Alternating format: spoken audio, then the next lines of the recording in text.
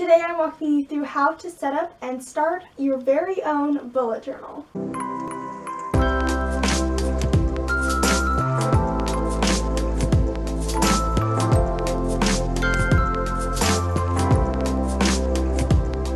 Hey guys, and welcome back to my channel. If this is your first time here, then make sure that you subscribe and hit that notification bell to get notified each week for my new video. In today's video, I'm teaching you how to start your own bullet journal. One thing to consider before you start bullet journaling is how long you want your bullet journal to last. You can always divide up your pages with sticky notes and write in the month so that each month you know when you can start that month and when you need to end that month. You can get anything from a household notebook to a super nice leather notebook. Whatever is what you like, then definitely get that.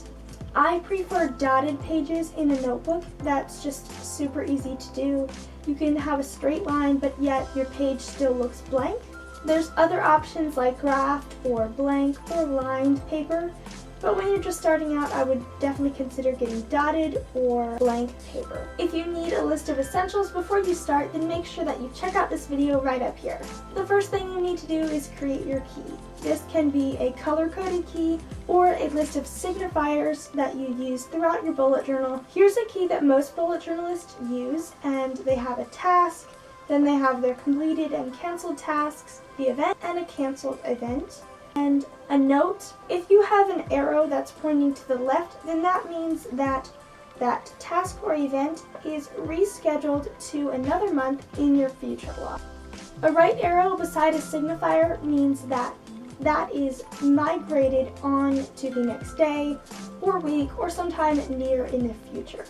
I suggest drawing your key on the inside cover or one of the first pages of your bullet journal. And next you need to draw your index. The Artist Loft and Leuchtturm 1917 journals, they already have an index that's printed inside of them. But if you have a journal that doesn't have that, then that's totally fine. You can just draw it out yourself and just draw index on the top of the page. Next, you need to draw your future log. Whatever month you're starting your bullet journal in, you draw that month, and then the following months after that, however many months you want to do, is perfect.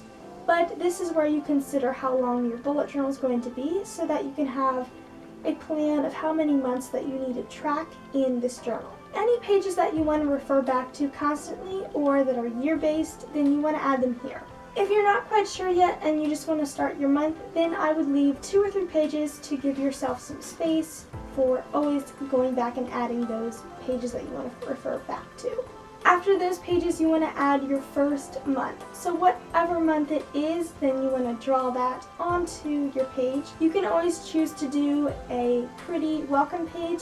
Your monthly log is where you list your tasks and events for each day. To draw your one-page monthly log, then you want to add each number of each day in a line downwards.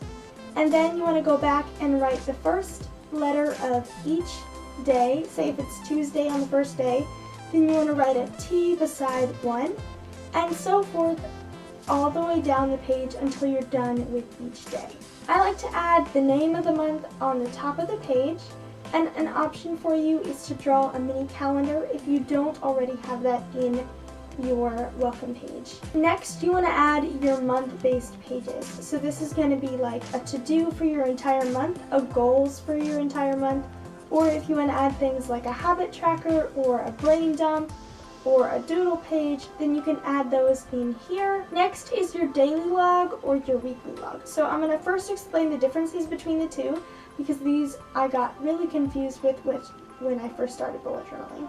A daily log is where you just bullet journal as you go day by day, and you write your day, your events, and your to-dos, and then the next day you will repeat the process. A weekly log is where you draw your entire week and then write down all the tasks and events that are happening during that week.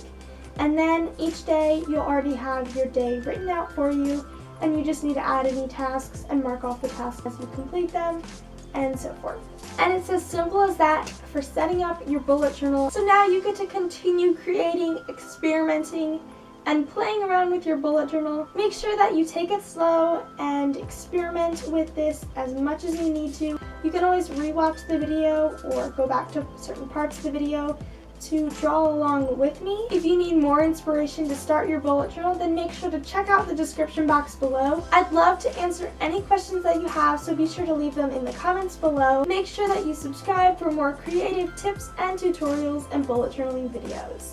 If you liked this video or found it helpful, then please leave it a big thumbs up. I would love to see your pictures of your bullet journal, so be sure to follow me on Instagram or Pinterest and share your stuff with me there. Thank you so much for watching, and I will see you in the next video.